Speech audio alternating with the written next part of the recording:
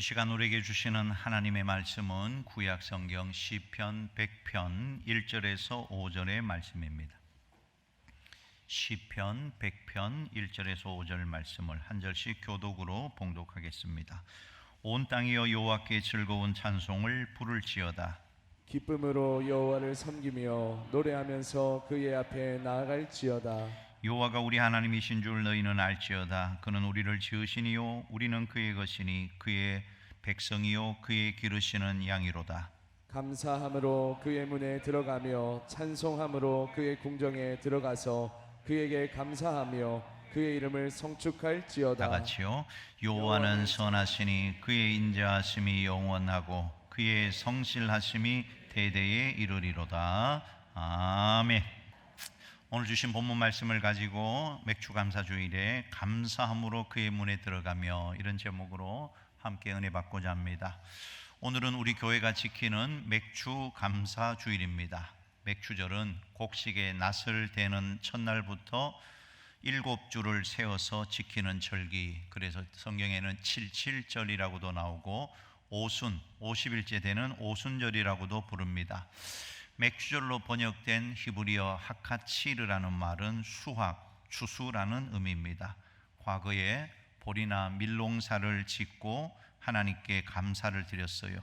그러나 오늘 우리가 보리농사나 밀농사 짓는 분들이 우리 가운데는 없기 때문에 이런 추수의 의미보다는 한 해의 절반을 살고 그 절반을 감사하는 절기로 오늘을 우리가 지키고 있습니다. 요즘 우리 주변에 질병으로 고통당하는 분들이 많이 있습니다. 특별히 암 환자들이 많이 있습니다. 안타까운 일이지만 암은 더 이상 특별한 질병이 아니라는 사실입니다.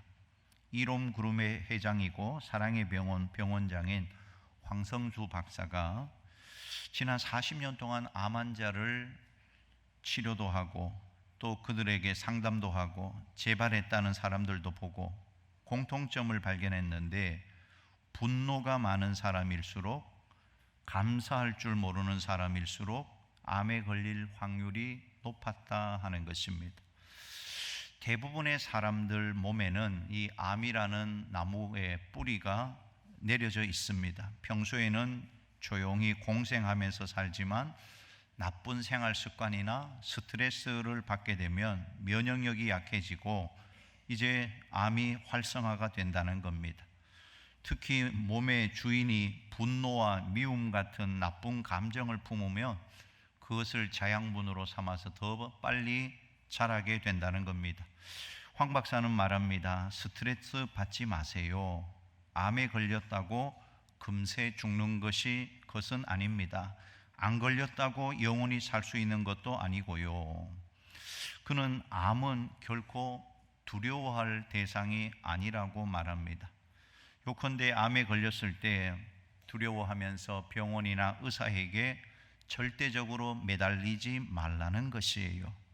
예를 들면 누군가 의사로부터 암인 것 같습니다, 정밀 검사가 필요합니다, 청천벽력 같은 말을 들었다고 해보십시다. 세상 무너질 것 같은 그 사람은 의사에게 말해요. 얼마나 더 살 수 있나요? 선생님 제발 살려주세요. 의사에게 매달린다는 것입니다. 암과 싸워보겠다는 의지 없이 의사에게 목숨을 맡기는 정신적 약자가 되고 만다는 것입니다. 마음이 급해진 그는 어느 병원이 좋은지, 어떤 의사가 명의인지 수소문하기 시작합니다. 병원을 예약하고 상담 날짜를 기다리면서 점점 마음이 약해져요. 죽을지도 모른다는 생각에 늪에 빠져서 수술 날짜를 받아놓고도 기다리면서 엄청난 스트레스를 받게 된다는 겁니다. 황성주 박사는 이 점이 충분히 이해가 된다고 하면서도 먼저 질병 시스템 속에 살던 나를 암이 생존할 수 없는 면역 시스템, 치유 시스템으로 옮겨놓는 일부터 해야 된다고 강조합니다.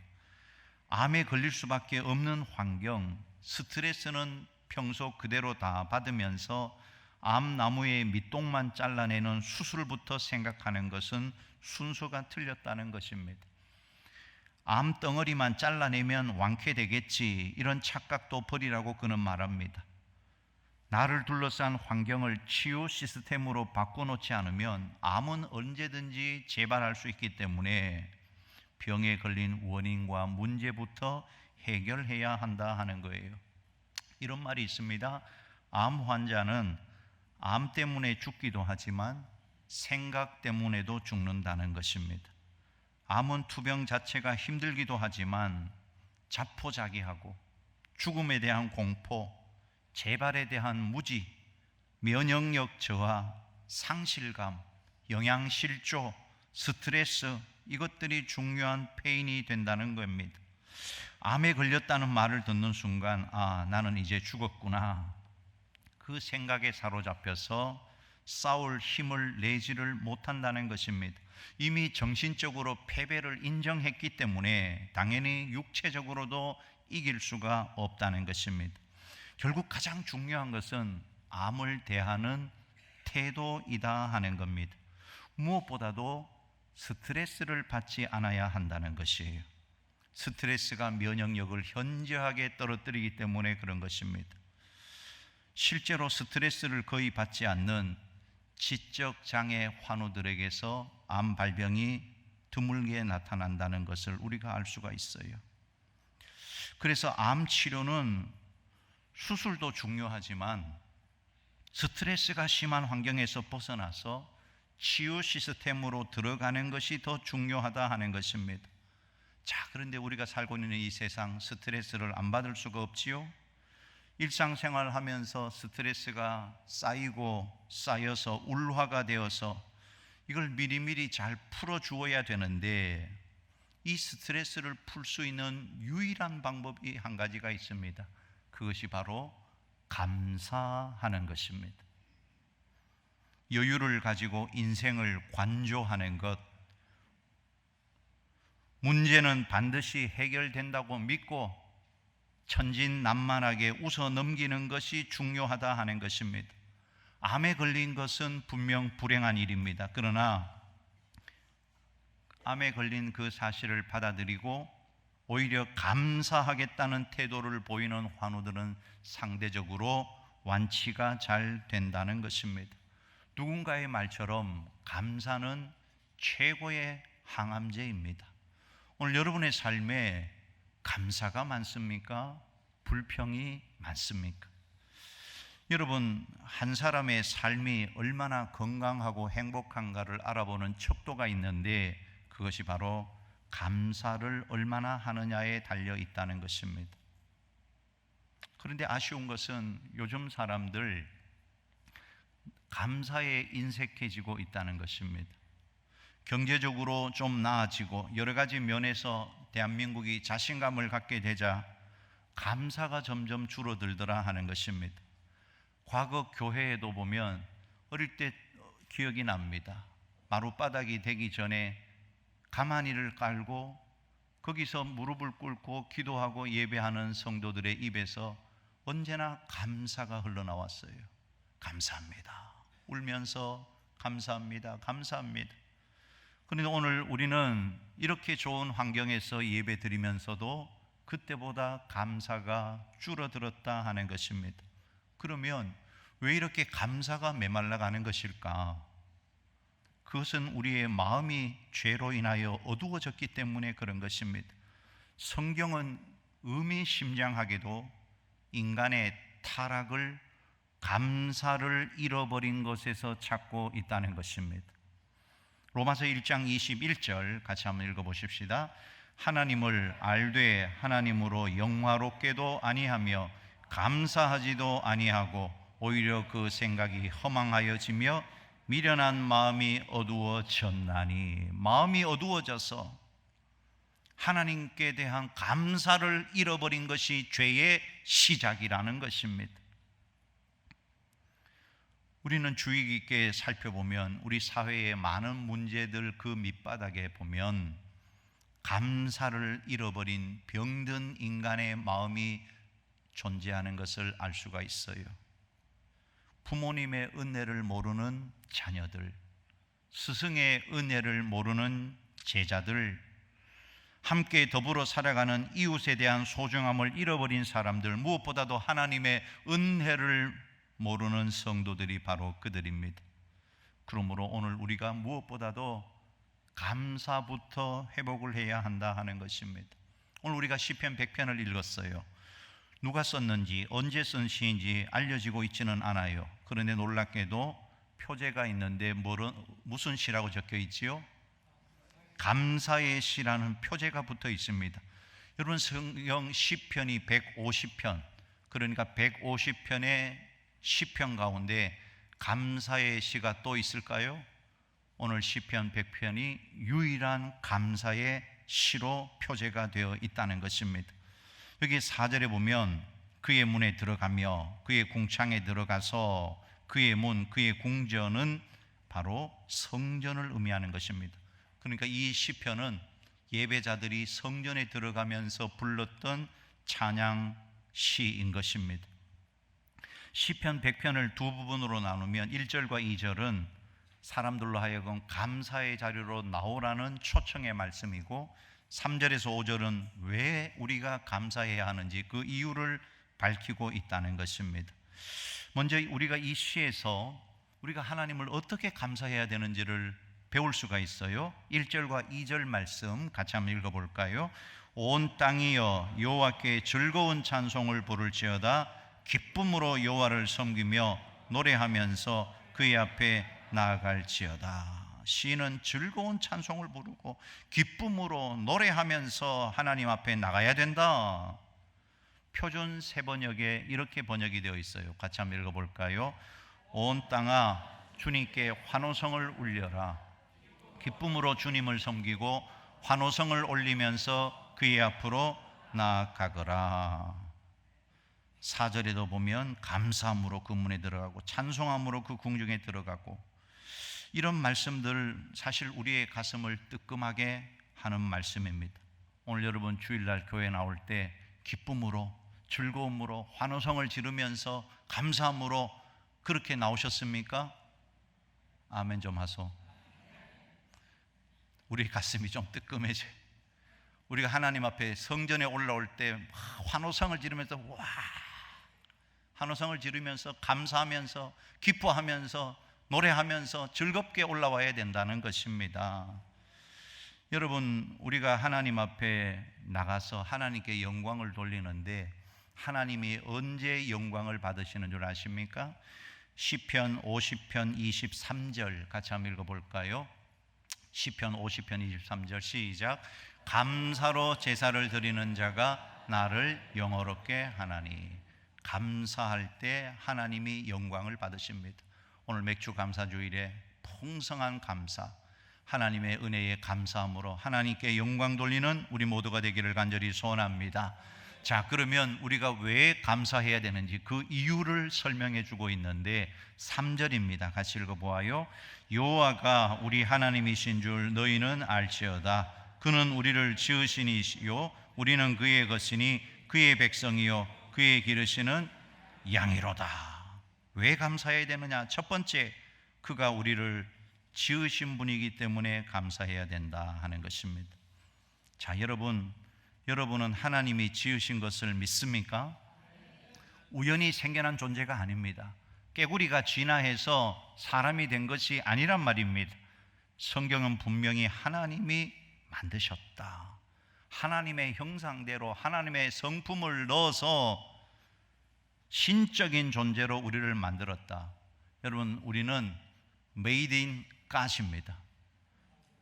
불만 있습니까? Made in God. 여러분, Made in China가 좋습니까? Made in Korea가 좋습니까? 차이나가요? 코리아가 더 좋아요. Made in Korea가 더 좋습니다. 누가 만드느냐에 따라서 가치가 달라져요. 오늘 우리는 누가 만드셨다고요? 하나님이 만드셨다.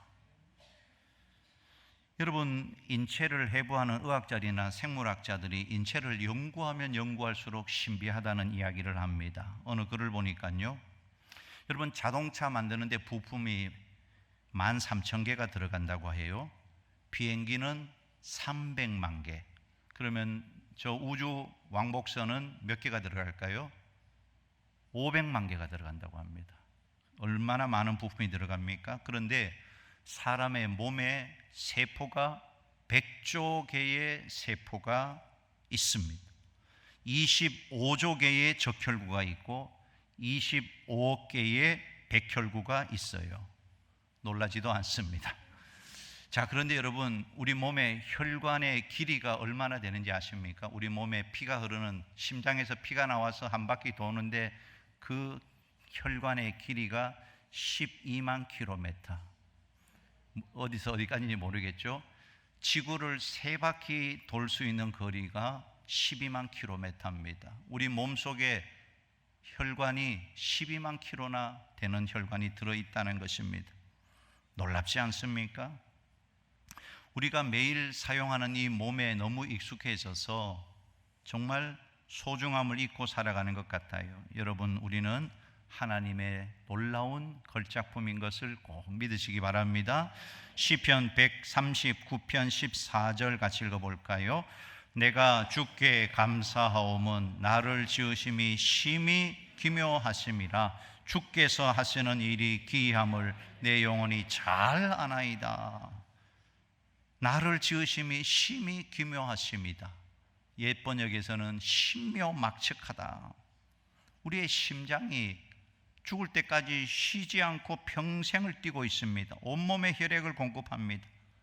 폐는 하루에도 수만 번 숨을 쉬게 하고, 뇌는 수많은 신경세포를 통해서 몸 전체를 조절하고, 간과 신장은 독소를 제거하고, 면역체계는 보이지 않는 세균과 바이러스를 우리로 몸에서 보호를 하고 있다는 것입니다. 우리가 잠을 잘 때도 이런 우리 몸의 기관은 쉬지 않고 움직이고 있어요. 이 말은 무엇이냐 하면 하나님이 우리를 붙들고 계시다는 것입니다. 생명을 붙들고 계시다는 거예요. 여러분, 흥미있는 게 그 책에 나왔는데, 여러분의 눈 크기가 언제 정해진 것 같습니까? 이 눈 크기가요. 눈 크기는 어릴 때 정해져 태아에서 나올 때 그 크기가 그대로 어른까지 간다고 합니다. 그러니까 불평할 필요가 없어요. 코나 귀는 키가 자라면서 성장을 하는데 눈 크기는 어릴 때 그대로라는 것입니다. 여러분, 재채기 할 때 눈 뜨고 하십니까? 눈 감고 하십니까? 그냥 재채기 말고 이렇게 막 자기가 통제할 수 없을 정도로 나올 때는 반드시 눈을 감고 하게 돼 있어요. 신비하지요? 그리고 재채기 할 때 심장 박동을 비롯해서 일체의 육체 기능이 일시 정지가 된다고 합니다. 그러니까 재채기 하는 그 순간 여러분 죽었다가 살아난 거예요. 놀라운 신비적인 일인 것입니다. 여러분, 참으로 신묘막측하다는 것. 이런 신비한 몸을 누가 만들었냐는 것입니다. 하나님이 만드셨습니다. 진화론 아닙니다. 하나님이 만드셨기 때문에 우리는 하나님을 찬양하고 감사해야 하는 것. 여러분, 생명입니다. 살라고 명받았기 때문에 주님 앞에 가는 그날까지 열심히 주를 위해서 살아가시기를 주님의 이름으로 축원합니다. 두 번째 우리가 감사해야 될 이유는 우리가 그의 백성이요 그가 기르시는 양이기 때문이다 하는 것입니다. 3절에 보면 우리는 그의 것이니 그의 백성이요 그의 기르시는 양이로다. 여러분, 우리 인생은 누구 것입니까? 하나님의 것, 그의 것입니다. 내 인생은 나의 것 절대 아닙니다. 하나님의 것입니다. 베드로전서 2장 10절 같이 읽어요. 너희가 전에는 백성이 아니더니 이제는 하나님의 백성이요 전에는 긍휼을 얻지 못하였더니 이제는 긍휼을 얻은 자니라. 하나님의 백성이 아니었는데 예수 믿고 하나님의 자녀, 하나님의 백성이 되었다. 주전 6세기 헬라의 철학자 탈레스는 헬라의 시민권자가 된 것이 야만인이 된 것보다 감사하다, 그런 이야기를 했어요. 바울 시대에도 로마 시민권을 가진 자들은 굉장히 자부심을 가졌습니다. 그런데 바울은 그런 로마의 시민권보다 오늘 이 시대도 미국 시민권자가 권한이 많지요. 그러나 바울이 뭐라고 말합니까? 빌립보서 3장 20절 그러나 우리의 시민권은 하늘에 있는지라. 자, 여러분, 우리는 두 발을 이 땅을 딛고 있지만 우리의 시민권은 하늘에 있습니다. 여러분은 이중 국적자입니다. 이 땅에 대한민국 국적을 갖고 있지만 하늘나라 시민권도 가지고 있어요. 오늘도 하나님이 부르시면 영원한 천국에서 눈을 뜰 것을 믿으시기 바랍니다. 그분은 또한 우리는 그의 기르시는 양이에요. 양은 목자 없이는 살 수가 없습니다. 악한 짐승이 공격을 할 때 방어할 능력도 없어요. 속수무책입니다. 그러나 염려할 것 없습니다. 하나님이 우리의 선한 목자이시기 때문에 그렇습니다. 시편 23편에 하나님은 여호와는 나의 목자시니 내게 부족함이 없으리로다. 그가 푸른 풀밭에 누이시며 쉴 만한 물가로 인도하시는도다. 사망의 음침한 골짜기로 길을 지날지라도 해를 두려워하지 않을 것은 주께서 나와 함께 하심이라. 여러분, 주님이 우리와 함께 하심을 믿습니까? 감사하게도 이 땅에 오신 예수님, 요한복음 10장 10절에 내가 온 것은 양으로 생명을 얻게 하고 더 풍성히 얻게 하려는 것이라. 나는 선한 목자라. 선한 목자는 양을 위하여 목숨을 버리노라. 우리에게는 선한 목자가 되시는 예수님이 계십니다. 실제로 예수님은 우리를 죄와 죽음에서 구원하기 위하여 십자가에 자신을 내어주기까지 우리를 사랑해 주셨다 하는 것입니다. 이제 우리가 그 예수님의 십자가 사역 까닭에 구원받고 하늘나라 백성이 되었는데 어찌 감사하지 않을 수 있겠냐는 것입니다. 오늘 맥주 감사주일에 우리를 구원하신 그 주님의 은혜에 감사하고 또 감사하는 감사의 실력자들이 다 되시기를 주님의 이름으로 축원합니다. 마지막 세 번째, 우리 하나님은 선하시고 인자하시고 성실하시기 때문에 감사해야 합니다. 오늘 본문 5절 같이 읽어요. 여호와는 선하시니 그 인자하심이 영원하고 그 성실하심이 대대에 이르리로다. 지금 시편은 하나님의 대표적인 성품 세 가지를 노래하고 있는데, 먼저 하나님은 선하시다. 히브리어로는 토부, 영어로는 굿, 좋다. 토부, 이 정도는 외워놓으면 좋을 것 같아요. 히브리어로 토부, 토부의 하나님, 선하신 하나님, 굿신 하나님, 좋으신 하나님. 두 번째 성품은 인자하심입니다. 인자는 히브리어로 헤세드, 많이 들어보셨죠? 사랑, 은혜, 긍휼, 자비. 하나님은 헤세드의 하나님, 사랑의 하나님, 긍휼의 하나님이시다는 것입니다. 요한일서 4장 9절 같이 읽어볼까요? 하나님의 사랑이 우리에게 이렇게 나타난 바 되었으니 하나님이 자기 독생자를 세상에 보내심은 그로 말미암아 우리를 살리려 하심이라. 하나님이 독생자를 우리에게 보내신 것은 우리를 살리려고, 천국 백성 삼아 주시려고, 죄에서, 죽음에서, 마귀의 권세에서 구원하려고 보내주셨다 하는 것입니다. 하나님의 인자하심, 그 하나님의 사랑을 감사해야 합니다. 세 번째 성품은 성실하심입니다. 히브리어로는 에무나, 변함없고 신실하신 하나님, 확고부동하신 하나님, 한 번 하신 약속을 어기시지 않는 하나님, 어제나 오늘이나 영원토록 동일하신 그 하나님. 오늘도 우리는 하나님의 선하심과 인자하심과 성실하심을 감사할 수 있게 되기를 간절히 소원합니다. 하나님은 온 땅에 편만하게 편재해 계시지만 누군가 그럽니다. 하나님의 주소지는 두 곳이다. 첫째는 하늘나라, 둘째는 감사하는 마음. 감사하는 마음이 천국이라는 겁니다. 하나님이 임재하시는 마음이라는 것입니다. 여러분, 감사라는 것은요, 내가 행복하기 때문에 감사하는 게 아닙니다. 하나님을 신뢰하는 사람이 감사하는 겁니다. 정말 하나님이 오늘도 나와 함께 하심을 믿고 살아계심을 믿는 자는 감사할 수 있다는 것입니다. 여러분, 불평은 환경을 바라보게 하지만 감사는 하나님을 바라보게 하는 것입니다. 여러분, 불평하고 환경만 바라보고 문제만 바라보면 문제가 점점 더 커져요. 염려가, 두려움이 점점 더 커져요. 그러나 우리가 눈을 들어 감사하는 순간 하나님을 바라보게 되고, 하나님을 바라보는 순간 우리의 믿음이 점점 커지게 되는 것입니다. 여러분, 열쇠는 감사에 있어요. 감사함으로 그의 문에 들어가는 것입니다. 감사함으로 기도의 문이 열리는 것입니다. 감사함으로 찬송의 문이 열리는 것입니다. 감사함으로 예배의 문이 열리는 것입니다. 감사함으로 여러분의 축복의 문이 열리는 것입니다. 감사하면 또 감사의 은혜가 부어지는 것이에요. 오늘 여러분의 입술에 불평이 떠나가기를 축원합니다. 일평생 하나님 앞에 감사함으로 또 감사의 은혜와 복을 누리는 감사의 주인공들 다 되어지기를 주님의 이름으로 축원합니다.